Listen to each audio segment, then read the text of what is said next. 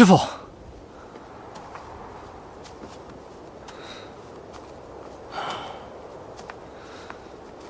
你刚才练的这套剑法，我可没教过你。这说起来也算是一段奇遇。在来白毛铺之前，我曾经掉进了天坑里面，在里面遇到了一具骸骨，还做了个梦。这个梦倒是挺奇怪的。那里我还是个小孩，就看见有一个人一直在耍这套刀剑，像是要教给我似的。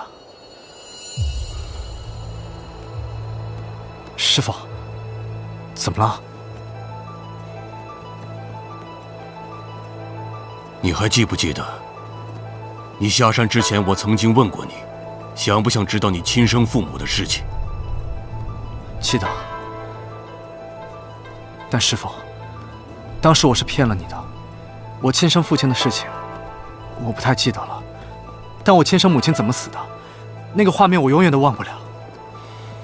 我也知道，杀我亲生母亲的人，就是师叔袁十三县。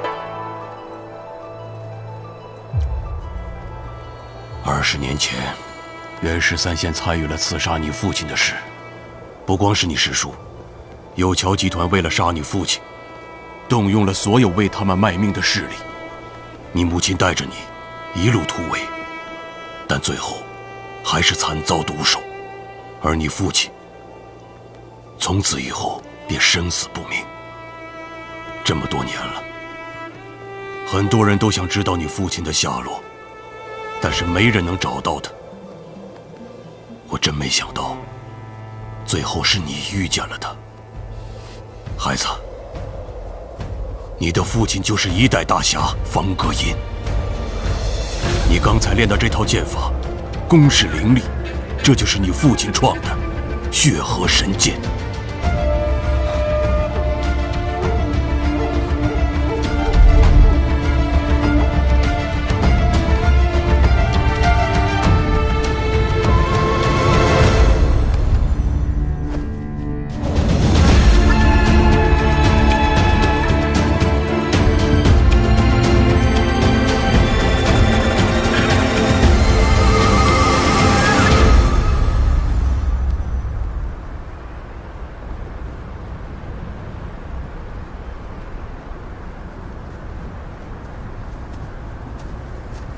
女神，你在这儿干什么？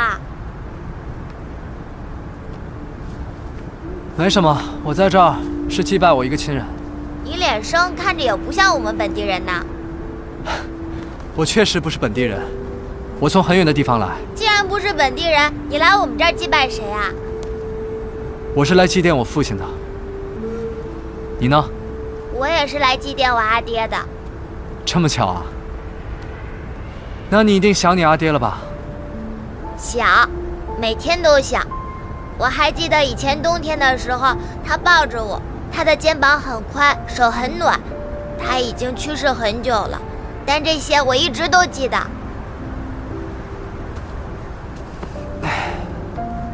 那我可真羡慕你啊！我都不记得我父亲长什么样子了，也不记得他肩膀宽不宽，手暖不暖的。你阿爹去世很久了吗？20年了吧。我也是最近才知道，他是我父亲。那还不如不知道呢。如果不知道，就不会那么难过了。倒也不是。总有人说，父母是孩子的灯，他们走在前面，指引着孩子未来的路。我一个人没有灯走了20多年了，也不知道自己的路有没有走错。但当我知道自己的父亲是什么样的人之后，我就觉得自己没有走错路。如果还有机会再见到他，我一定会告诉他，我是他的好儿子。看你也挺可怜的，给你个饼吃吧。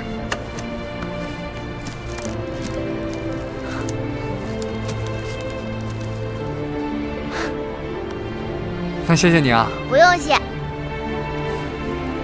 去吧。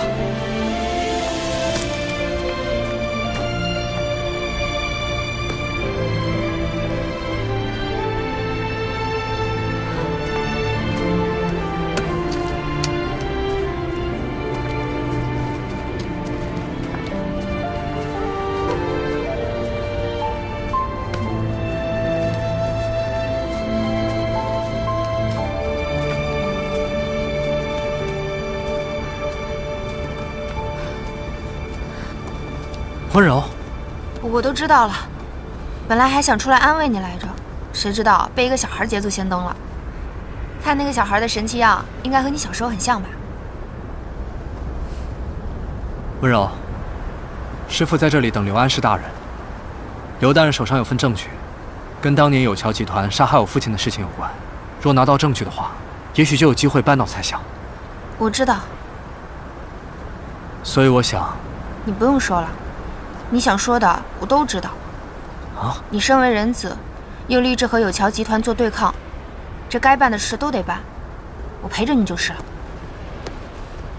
我原本以为，你原本以为到了北方，过了边境，找一个没有人认识我们的地方，就可以过神仙眷侣的日子，是吧？你真的什么都知道？我当然知道啊！你现在有责任在身，师傅也需要你帮忙，所以我们就在这里多待一段时间吧。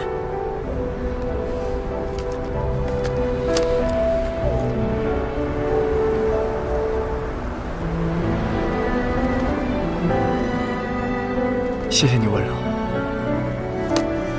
这有什么好谢的呀？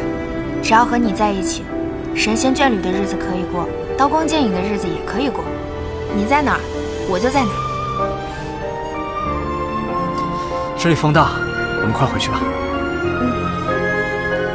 穿这么少冷不冷啊？没事。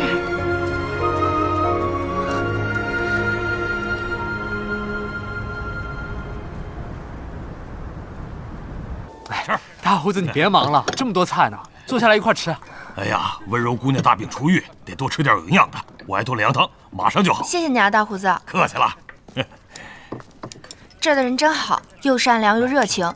我醒了之后啊，就一直给我做好吃的，我都快吃成个灯笼了。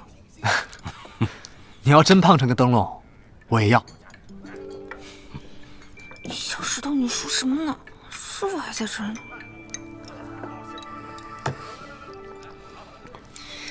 哎呀，我这个傻徒弟啊，还真是傻人有傻福。下山转了一圈，竟然碰上温柔这么好的姑娘。你知道吗？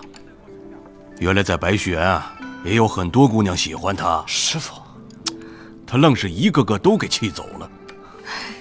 我还以为他不开窍呢，担心他以后会一个人过一辈子。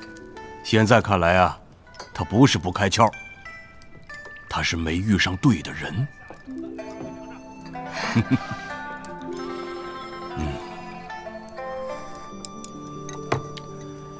这孩子啊，性格比较木，跟人交往的时候，有时候反应也慢。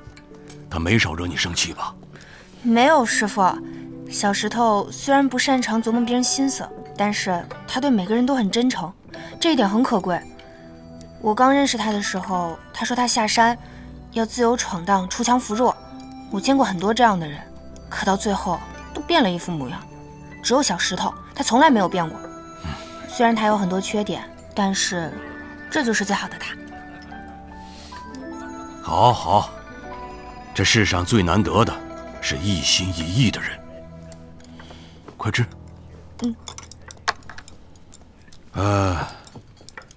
在我拿着证据进京给蔡相定罪之前，你们呢还得在外边漂泊一阵。不过等到了关外，可能会好一些。可是关外天寒地冻，温柔姑娘要吃不少苦。你小子啊，一定要照顾好她，不能让她再受伤。师傅，你放心吧，等事情告一段落，我就带着温柔回白旭园陪陪你。